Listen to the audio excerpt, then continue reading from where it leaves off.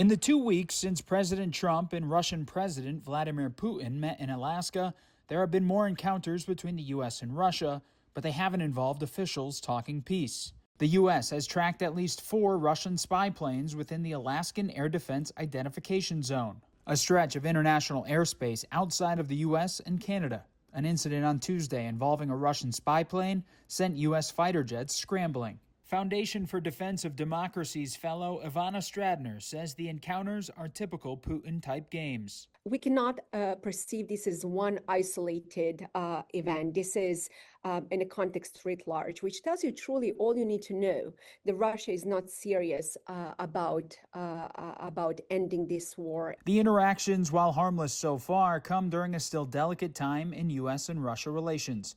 Trump suggested earlier this week that potentially devastating economic sanctions for Russia are still on the table if the country doesn't move towards peace in its war with Ukraine. It will not be a world war, but it will be an economic war. And an economic war is going to be bad. And it's going to be bad for Russia, and I don't want that. The New York Times reports Russia or its proxies are also surveilling the U.S. and European ally weapons routes through Germany. Russia is reportedly using drones to watch how the U.S. and Europe are moving military supplies meant to aid Ukraine. It's very uncomfortable for many people in the West to acknowledge that we are already at hybrid war against Russia.